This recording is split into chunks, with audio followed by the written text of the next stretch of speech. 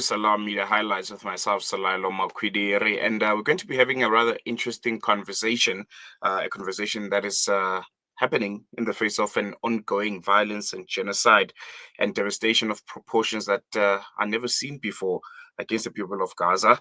We'll be speaking to Dr. Mustafa Barghouti. He's a Palestinian physician, activist, and general secretary of the Palestinian National Initiative, and has been a prominent voice when it comes to condemning the actions against Palestinians by the Israeli apartheid genocidal government.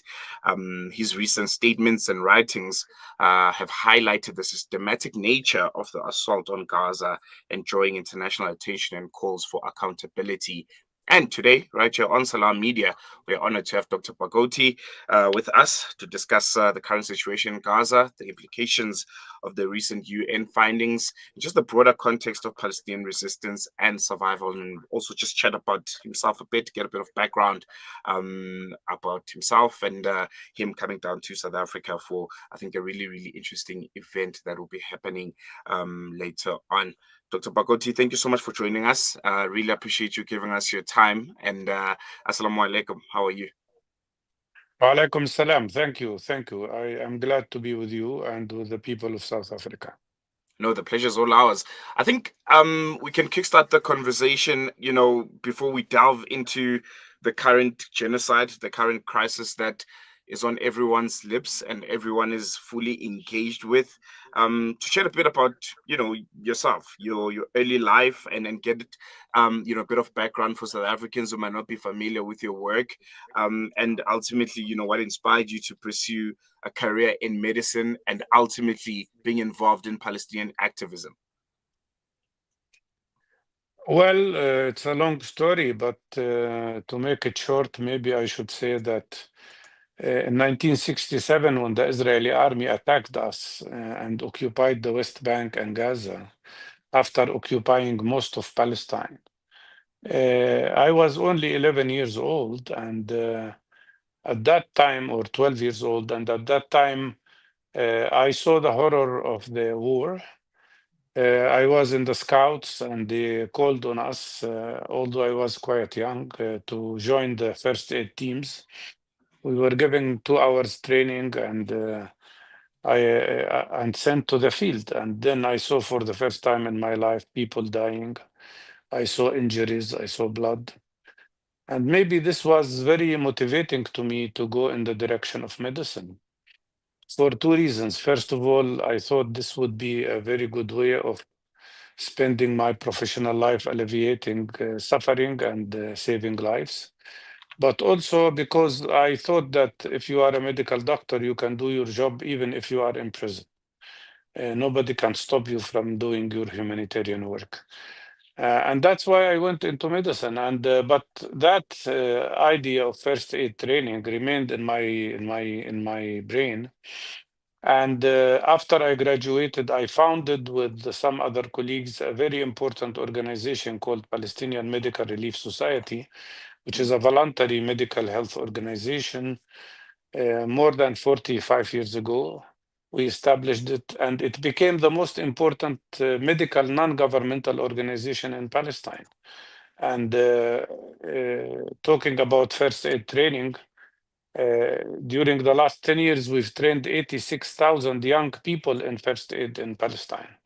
So that little idea became a huge army, actually, of people who are helping others.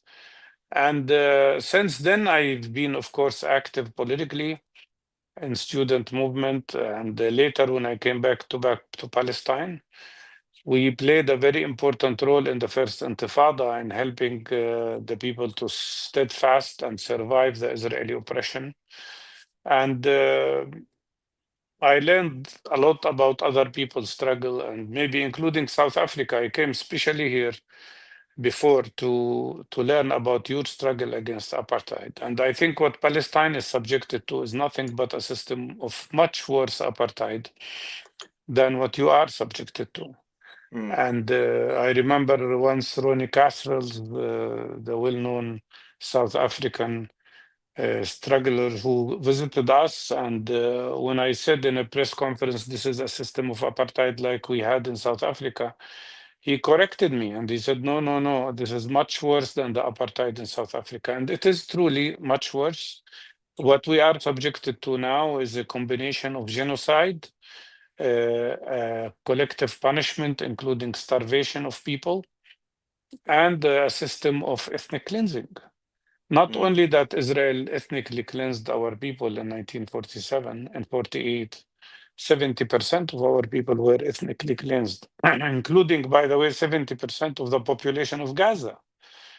Now they are trying to evict us all again from our homeland. So in Palestine, if you have a heart and if you have a brain and if you care about people, you cannot but participate in this struggle that we have for freedom and for ending this suffering that our people have been subjected to. It wasn't an easy road. I was injured maybe like 9 times.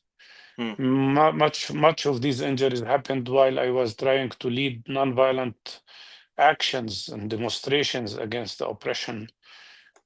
And one time I was shot twice with live ammunitions when I was trying to stop the bleeding of an injured person. A sniper saw me and shot me.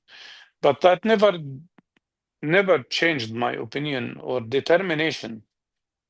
And what I was subjected to is nothing in comparison to what millions of Palestinians have been subjected to, including the 65,000 Palestinians who have been killed now in Gaza, including 20,000 children, mm, or the 170,000 people who were injured, or the 4,000 people, many of them are children who had their legs and limbs amputated.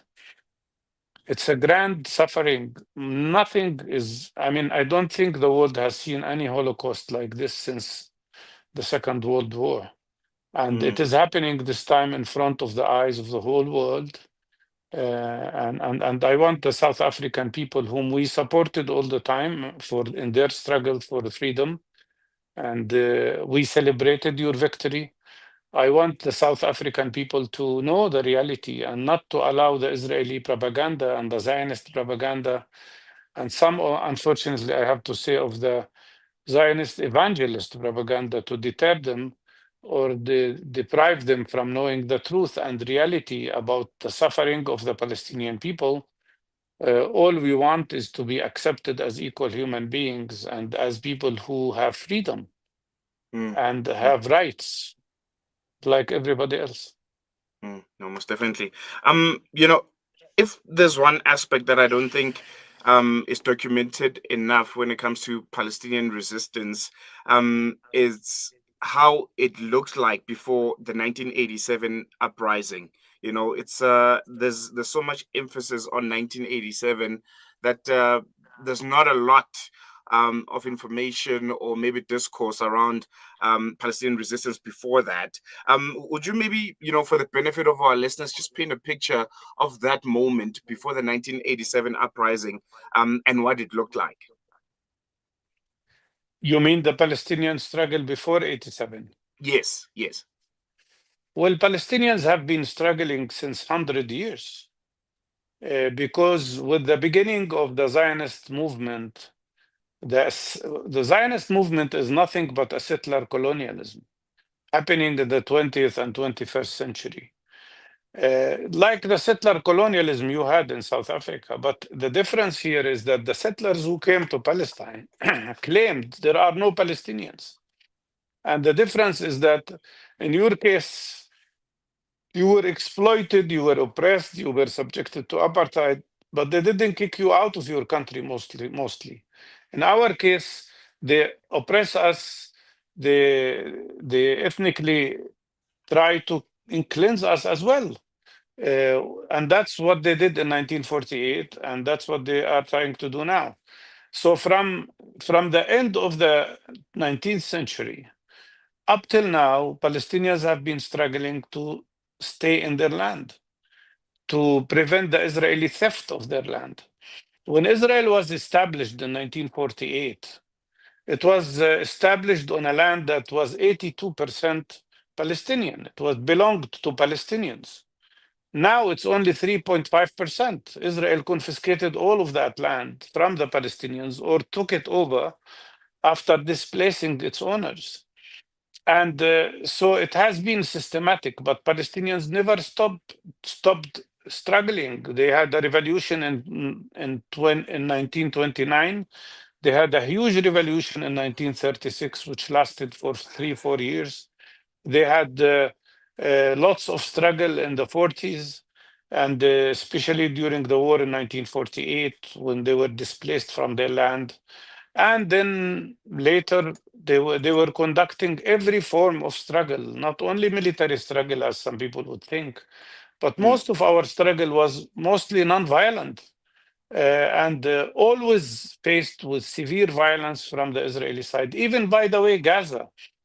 By the way, before October 7th, from 2014 to 2019, even Hamas and other parties were committed only to nonviolent resistance. There were no military actions, hoping for the world to interfere and restrain the Israeli military force. But this never happened, and that led to what has happened later. So it's a continuous struggle, but 1987 was a remarkable time because that's when the vast majority or all Palestinians realized that we have to use a different strategy composed of three main principles that I believe in and that I practice. One is self-reliance, mm, second, self-organization, and third, defying the Israeli measures, the occupation measures. The Palestinian people, when they did the uprising in 1987-88, and it went on for several years, were all unified and all in under one unified leadership. And it was an amazing example of how powerful nonviolent resistance can be. mm, Unfortunately, it was crushed with Israeli oppression, but mostly it was crushed by the signing of the terrible Oslo Agreement, which was a big mistake from the side of the Palestinian leadership when they signed an agreement with Israel without demanding what we have been calling for, which is total and complete freeze of all settlement activities on Palestinian land. And the result is that then we had 121,000 illegal settler terrorists. Now we have 800,000 of them. mm, So if Oslo did not happen, I believe we would have had an independent state then. But that's already history. And mm, now we have to struggle for our survival. I mean, in Gaza, the medical organization I told you about have just suffered a big hit by the Israeli airstrikes. In Gaza, the airplanes bombarded four of our clinics, just clinics that provide health care and medical care to people, to injured people, to people who suffer from diabetes and hypertension, to children who suffer from malnutrition, to pregnant women. There is no reason to attack medical centers. They destroyed all our four medical centers in the Gaza city and trying to deprive the population of Gaza City from any medical services or any medical care. mm. And it's interesting that you speak of the Oslo Accords because it kind of encroaches to the next question that I have to you. Um, you always speak about how the Oslo Accords were doomed to fail. From their inception. Um, how can you unpack a bit further on that? How were they doomed to fail from inception, and what circumstances around the Oslo peace process would you say ultimately led to their failure? Well, what has been proven is what I have anticipated and wrote about for many years, which is that this Zionist Israeli movement, which is absolutely extreme and fascist, does not believe in compromises and did not believe in a compromise called two-state solution. So when they signed Oslo Agreement, they signed it only because they wanted to achieve two goals: to gain time for their settlement expansion in the West Bank, to change reality on the ground, and second, to diffuse the effect of the First Intifada, which changed the balance of power and made it impossible for the Israeli army to continue ruling people through the system of occupation and apartheid. And they got both goals achieved. mm, The problem with Oslo Agreement was three things. First of all, as I told you, it did not insist on settlement freeze, and that's why we have what we have now. Second, it included unequal recognition. The PLO recognized Israel without Israel recognizing a Palestinian state. All Israel recognized is the PLO as a representative of Palestinians. mm, Third, it did not include the release of all Palestinian prisoners. And I compare that with what Nelson Mandela did when he insisted that all prisoners would be released before you can talk about a solution. mm, The principles here were violated. And the third mistake was that the PLO signed an interim agreement without insisting on the final outcome, the final result. There is a difference here between what the Oslo negotiators from the Palestinian side did and what Mandela did in South Africa. You see, for Mandela, there was one principled position, which is that one man, one vote. mm, People will have equal votes. He knew that by insisting on that, this will bring democracy to South Africa, and democracy will bring peace. In mm, our case, unfortunately, they did not insist on the principle, which is ending the Israeli occupation of occupied Palestinian territories. And they signed an agreement without even including that. And the Israel used Oslo to expand settlements, and now they killed it. They put it in the garbage. And even the Palestinian Authority now is attacked by Israel. And every element in Oslo agreement has vanished because Netanyahu came to power to kill it. mm, mm. Yeah, most definitely. Um, I want to move on to another point of your personal life. In 1979, you founded the Palestinian Medical Relief Society. What was your vision when you established it, and how did you see it evolve over time as the discourse around the Palestine-Israel debacle also continued to evolve and become what we know and see it to be today? Well, when we founded Medical Relief, people were suffering from terrible health situation. And the Israeli occupation was completely neglecting the medical and health needs of the people. So most communities did not have even clinics or health centers. The infant mortality rate in Palestine was 150 per thousand, which means 15% of all children would die before reaching the age of 1 year. And Israel didn't care. At that time, in 1979, Israel was spending something like $600 per capita for Israelis on healthcare, while on Palestinians it was spending only $18 per capita. Mm, So we needed to create an independent health system from occupation. And that's why we started as volunteers, I mean, as a voluntary health movement. Of course, when we started, I didn't think it would become such a huge institution, but it did. And what started as a small health movement, health volunteers moving around from one part of the country to another, with mobile teams spending our time on weekends to help people, gradually started building permanent clinics and health centers and then health programs. Now the medical relief is serving about 3 million Palestinians every year, mm, including, by the way, at this moment, we have 80 medical teams in Gaza serving about 200,000 people every month. So it became the most important non-governmental Palestinian grassroots organization that cares about medical and healthcare. And I am very proud of that. I'm very proud of all these wonderful people who are working with us, risking sometimes their lives in the most difficult situation when there are attacks on people. Our first aid teams are on the front line in West Bank and in Jerusalem. whenever they are needed there to help the injured and to help people get medical and health care when they are under siege, which is frequently happening by the Israeli side. So medical relief now is a very prominent organization.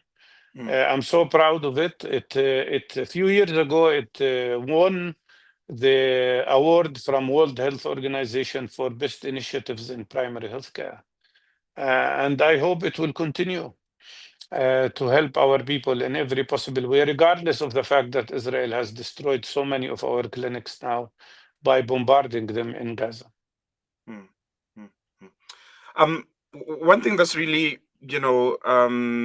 interesting, at least for me, when it comes to the struggle of the people of Palestine, is there are so many markers, the dates that are very, very important. I think they just mark the trajectory or the journey of the struggle of the people of Palestine, whether, it's 1945 or it's 1987 or October the 7th, one that I think we're going to touch on before we wrap up. But there's one important one again that I would like to hear your thoughts on. The year 1996. This is the year that Benjamin Netanyahu came to power.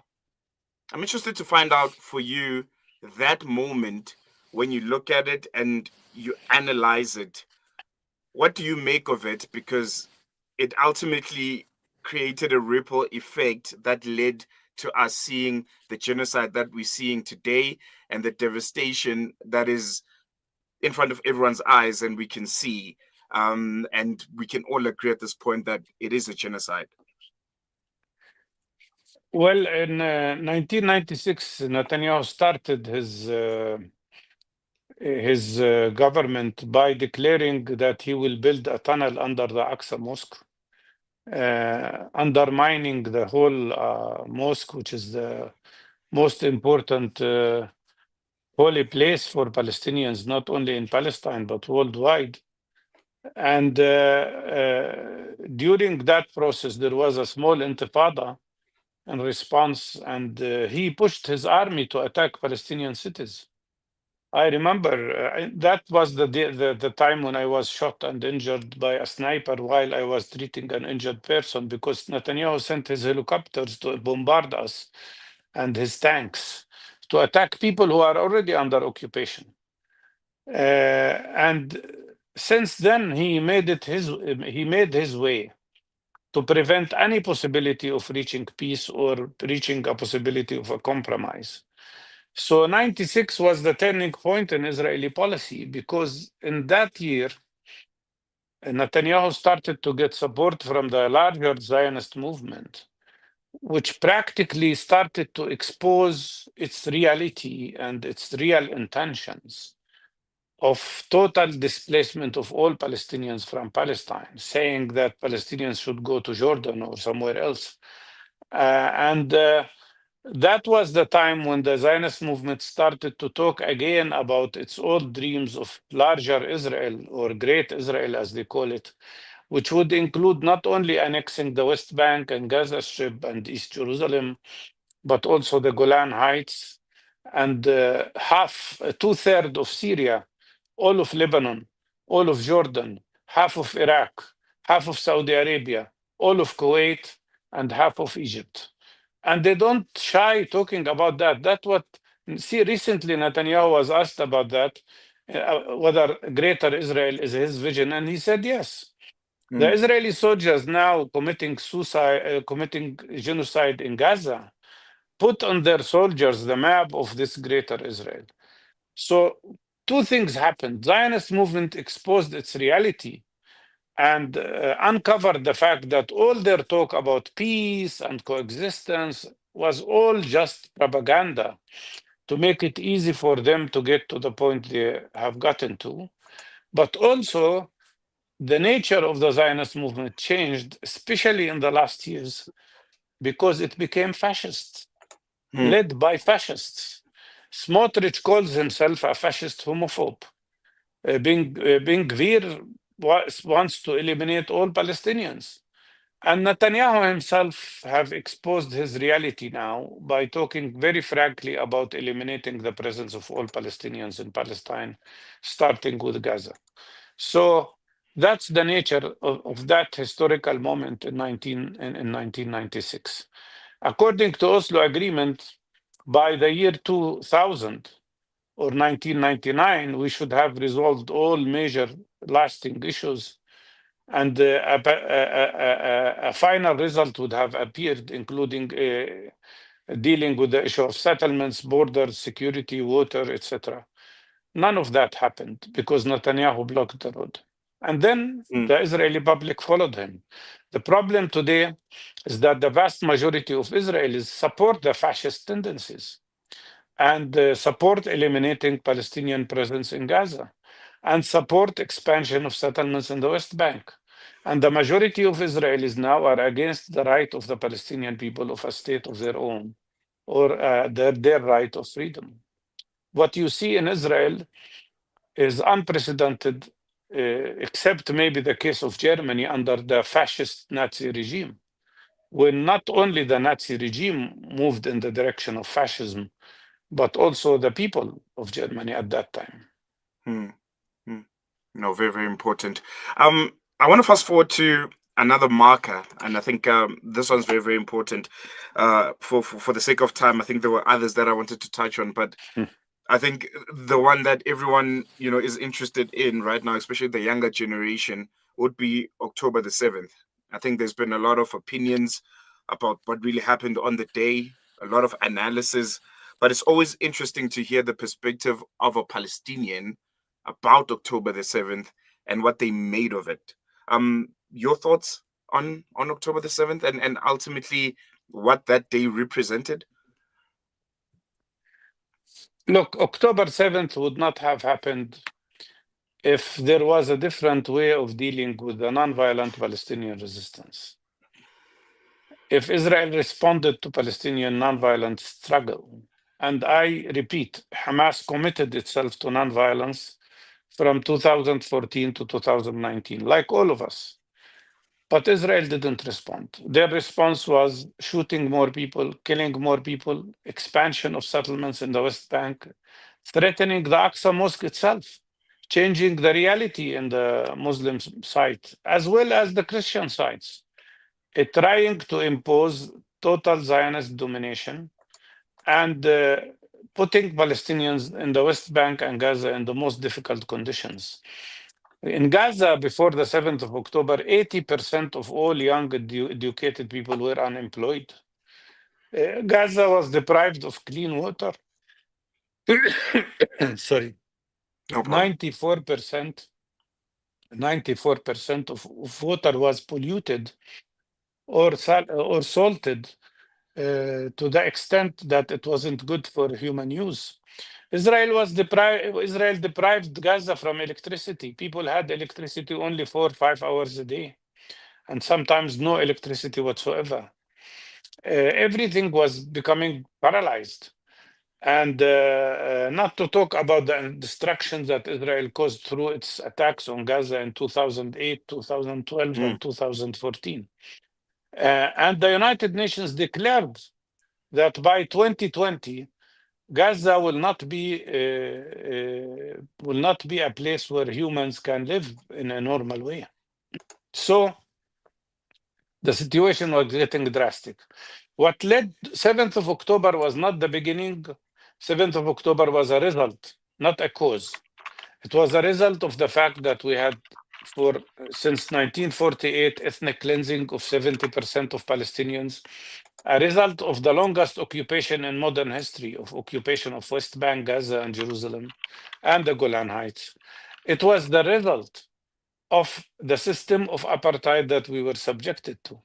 And then it was a result for Israel's declaring that its plan is to annex all occupied territories. Let me remind you, and I want the people of South Africa to know that in September, before October 7th, in September, Netanyahu stood up in the General Assembly of the United Nations, challenging the whole international law, showing a map of Israel that includes the annexation of all of the West Bank, and all of Gaza Strip and declaring that there will be no Palestinian state whatsoever. mm, That all led to the 7th of October. I would even add one more element, which is not well known, that in 2021, we, the Palestinians, decided to have free democratic elections to end the internal Palestinian division. mhm, And everybody agreed on that. I was there, and we planned to have elections in May 2021. Unfortunately, Israel refused to allow elections in Jerusalem. United States was against Palestinian free elections, although all polls showed that no single party would gain absolute majority. Still, they were against our democracy. And unfortunately, the Palestinian Authority, under pressure, canceled the elections. Had we have elections in 2021, or had Israel responded to the nonviolent resistance in Palestine by being more peaceful, or had the world been paid attention to what Netanyahu declared in September in the UN and said to Israel, enough is enough, we will not allow the annexation of the occupied territories. Had any of these three things happened, I don't think I don't think 7th of October would have happened. It was a mm, reaction of despair, a reaction of the feeling of loss of hope in the world, because of the severe, and also because of the severe suffering of the Palestinian people. mm, mm. I think it's very, very important that you touched just slightly on the proposed 2021 elections. Um, because you've always emphasized the importance of Palestinian unity, especially in the face of such adversity. How can different Palestinian factions rather, if I can call them that, come together to strengthen resistance efforts and to ensure a somewhat unified response to the ongoing crisis? And I think it's important because you always reference South Africa. For instance, apartheid South Africa, all South Africans, no matter the differences that we had politically at that moment, you had the ANC, which was almost like an umbrella representative of the Black African voice to combat this apartheid system.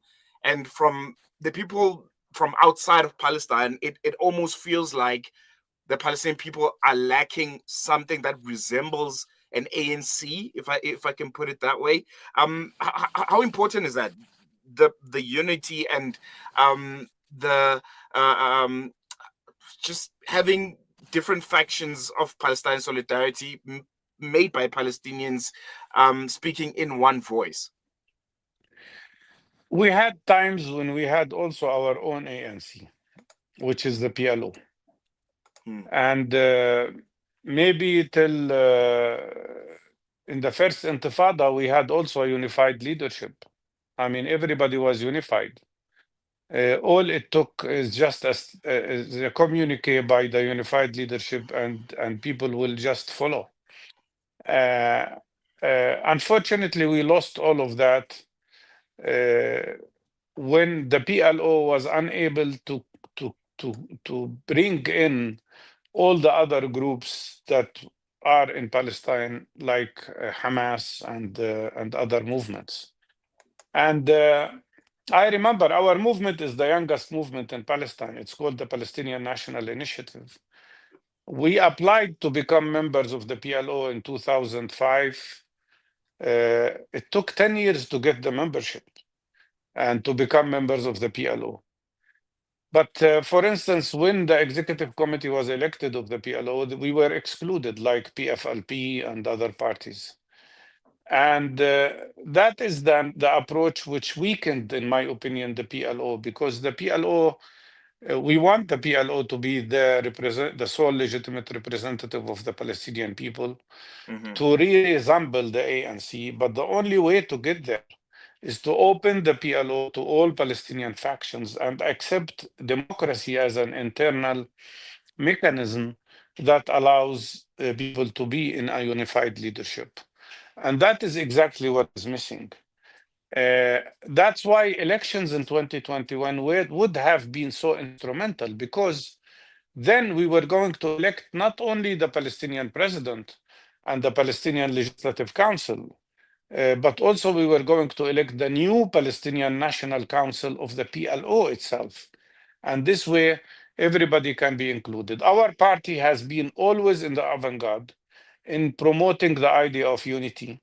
And I myself mediated personally between Fatah and Hamas in 2006, which led to the creation of the only national unity government in our history in 2007.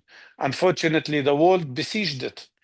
Mm. The United States besieged it, Israel besieged it. It stopped transferring any resources to the authority till that government collapsed, unfortunately. But we tried again in 2014 and we again succeeded, but then it fell apart. And now we are still calling for unity, and we will remain the strongest advocate of unity between Palestinians. We just had a year ago a very important meeting in Beijing Mm-hmm. in which we made a declaration which was signed by all the 14 Palestinian political parties, including Fatah, all other members of the PLO, including ourselves, and also Hamas and Jihad. And that agreement, I personally wrote that agreement. I drafted it with the presence of Hamas and Fatah. And Mm. that agreement says that there should be a Palestinian national consensus government immediately to block Netanyahu's effort to separate Gaza from West Bank or to impose Israeli occupation in Gaza. And also that this government will be an interim one. And once we manage to stop the genocidal war in Gaza, this transitional government would prepare the ground for free democratic elections, which would allow Palestinians to choose freely and democratically their leaders. Mind you, we have not had any elections for our parliament or our president since 20 years. Mm. And that is not normal. By the way, in my opinion, suspending Palestinian democratic processes and democratic elections is the main reason why we still have this terrible internal division. Mm. And that led to the division, in my opinion. While you in South Africa, you had your elections, the first one, and you had the second one. And Mandela will always be remembered, not only because of his role in struggle, but for two other reasons, in my opinion. I've tried to study how he conducted even negotiations. Mm-hmm. Mandela was different in two ways. First of all, he was a man of great honor, and he would never negotiate with the South African apartheid regime without total control and participation of his comrades and colleagues in the leadership. That was totally opposite to what happened in Oslo Agreement, which was done secretly, even from behind the back of the Palestinian official negotiating team, which I was a member of. And second, Mandela was different in that when the second elections came, the time came, he didn't want to stay in power. But he Mm. had a much bigger power than the power of an authority. He had the moral power of decency. And I think that should be exemplary to many leaders in this world who are struggling for the rights of their people. Mm. Mm. No, most definitely. I want to move on now to, you know, international relations. I think it was just this past week, or a bit recently, where we saw countries like the UK, countries like Canada, Australia, and Portugal, France also, formally recognizing a Palestinian state. In your view, is that recognition enough? And what must follow to make it meaningful? It's not enough, and it's too late. I mean, but we always say better late than never. But it is useful. Recognitions, the value of recognitions is that they affirm the right of self-determination of the Palestinian people, and they negate completely the Israeli measures on the ground in Gaza and West Bank, and they negate the Israeli laws which were passed by Netanyahu, which say that the right of self-determination on the land of historic Palestine is exclusive for Jewish people. And also they negate Netanyahu's parliamentary resolutions to prevent the establishment of a Palestinian state. mm, That is all good, but it's not enough. Why? Because recognitions alone will not change much. Since Israel is practically annexing the West Bank, and Israel is escalating now the act of ethnic cleansing in Gaza City. For these recognitions to be meaningful, they have to be accompanied by sanctions on Israel. Only if sanctions are imposed on Israel, sanctions, boycott, divestment, only if that happens, Israel could be deterred from proceeding with its genocidal war in Gaza and from the process of annexation of the occupied territories. mm, What worked for you in South Africa can work for us as well. And if we succeed, we will succeed thanks to two factors. One is our resilience, our heroism, the heroism of our people, the steadfastness of the Palestinian people, but also the international campaign to impose sanctions on Israel. And that's why I say thank you to the countries that recognize us, even if they came late, but that's not enough. What Spain did and Colombia did should be now done by all other countries. What South Africa and Brazil are doing in going to the International Court of Justice, declaring the Israeli war on Gaza as a genocidal war, is also very important. And that's why we will continue pressure. You have to remember that the people of France and Britain were instrumental in forcing their governments to change the course. And mm, nothing is strange about that. This has been the strategy I believed in since 20 years. And I wrote about that. I said there will be a similar case like South Africa and Palestine. It will start with changing the people who, when they know the truth and reality about Palestine, will change their positions. And that happened already. The people of the world, most of the people of the world, including in the United States of America, have changed and are changing. Then the people will force parliaments to change. And they did. They are doing that in many countries. And finally, the parliaments will change the course of governments. And the last to come will be the United States government. I mm, remember when Mandela was elected and became the famous leader that every American president wanted to have a photo opportunity with. At that time, Mandela was still on the terrorist list of the American Congress. And I mentioned that, by the way, in an interview with CNN when they started talking about terrorism. And mm, after 6 months, I think Condoleezza Rice interfered and they removed his name from the terrorist list. So look at that. I mean, there is so much similarity between our case and your case in South Africa. So much similarity in the strategies we should use. And I believe we will also be victorious eventually. We will overcome all this injustice because when you have people who are determined to get their rights, nothing in the world can break their will, even if it is so difficult and so painful as is the situation for us today. No, most definitely. I have two questions from our listeners. It's coming from social media.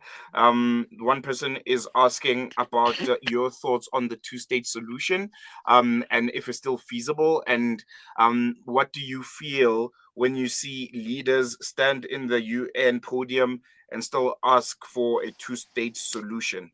Your response on that before we get to the next question. I mean, Palestinians accepted two-state solution as a compromise, not because it's just, but because people saw in it a shortcut to get to peace and to stop the Israeli measures of killing our future. But with settlement expansion, Israel is killing this option. Now, if you speak, I want people to be clear. If they say two-state solution, my question will be, what does a Palestinian state mean?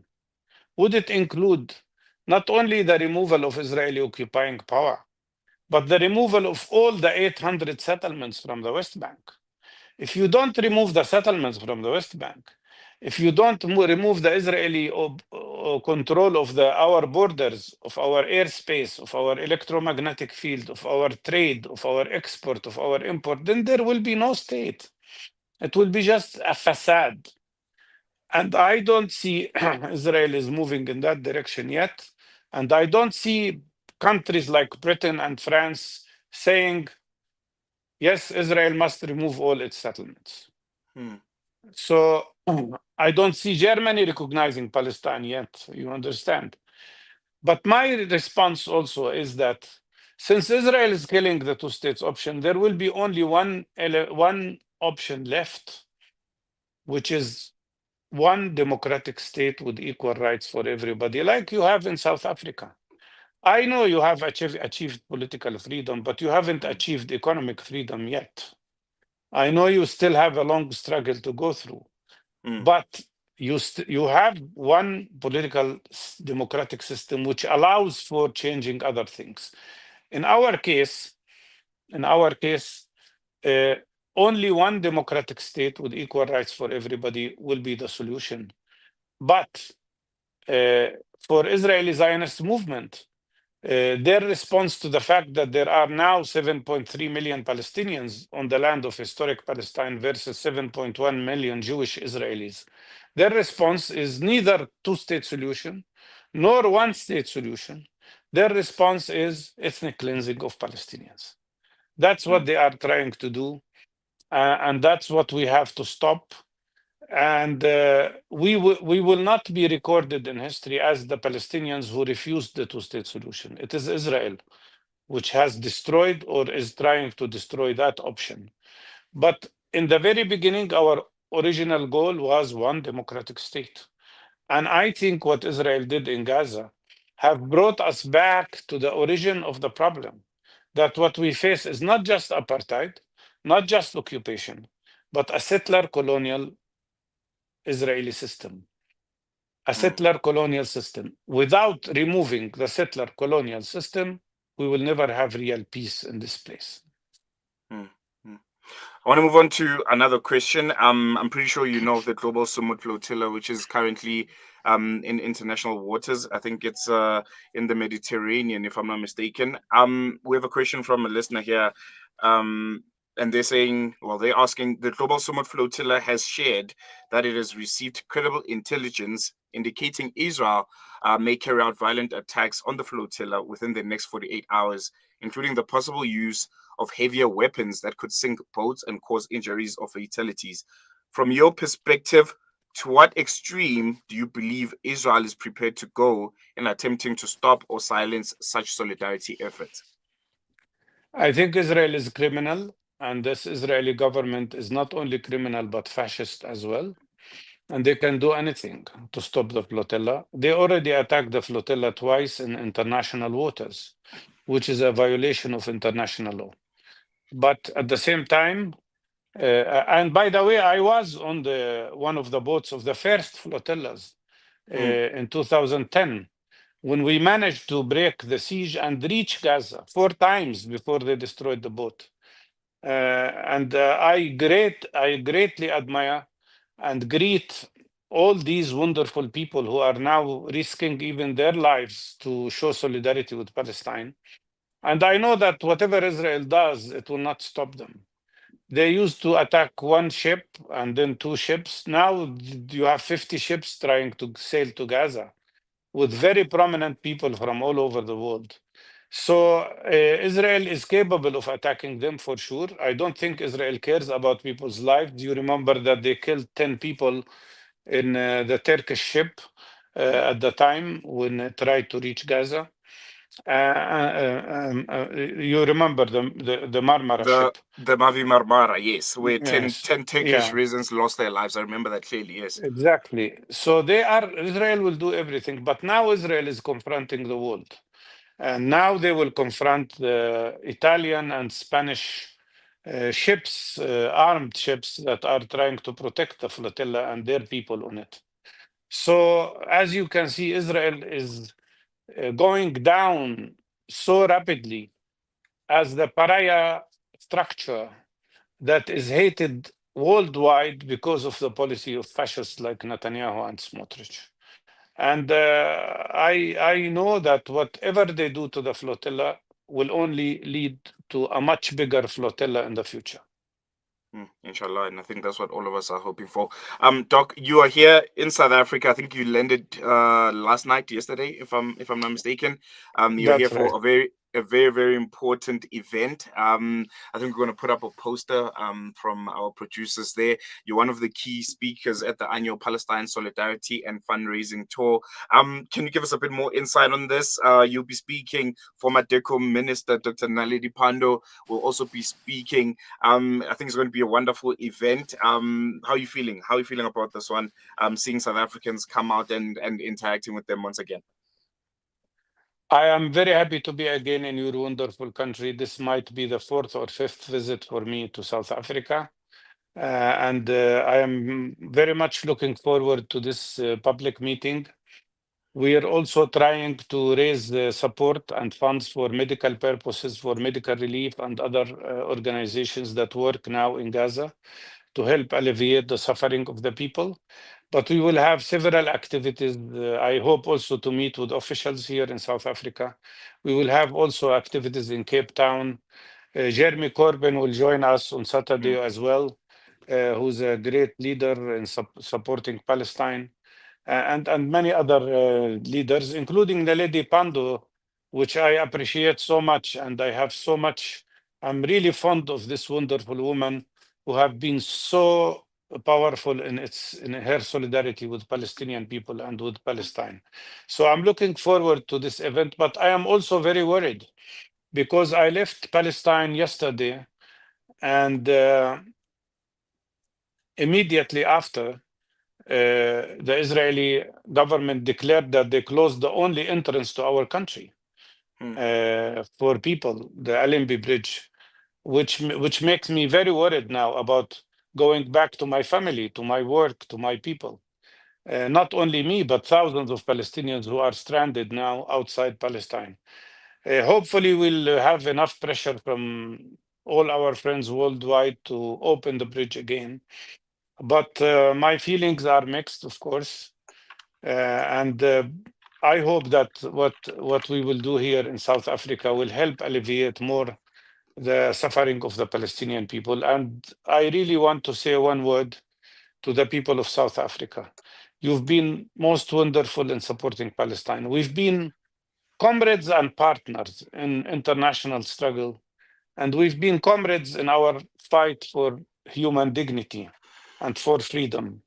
And I want to say here a very important phrase that a very important Palestinian poet said once. He was a friend of mine. He passed away a long time ago, but he was the mayor of Nazareth, and his name was Tawfiq Zayad. And he said something I feel very proud about. He said, "We, the Palestinian people, are not better than any other people in the world, but no other people in the world are better than us." And that is the message. We want to be accepted as equal human beings who aspire for freedom, who aspire for democracy, who aspire for decent life of their families, who aspire for all the human values that we all struggle for. There you have it, Dr. Mustafa Barghouti. Thank you so much for chatting to us. We really appreciate you giving us your time. And I'm sure you're going to have a wonderful time here in South Africa. Jazakallah so much. Thank you. Thank you. Take care. There you go. That was Dr. Mustafa Barghouti, Palestine activist. I think one of the leading voices at this current moment when it comes to Palestine solidarity. And you've been listening to Salam Media Highlights with myself, Salailo Makwidiri. If you missed this conversation, you can head over to our various social media pages. It will be there. It'll be there also on Spotify. And you can catch up, listen to it, interact with it. Otherwise, we're going to leave it here for now. Thank you so much. Shap, shap.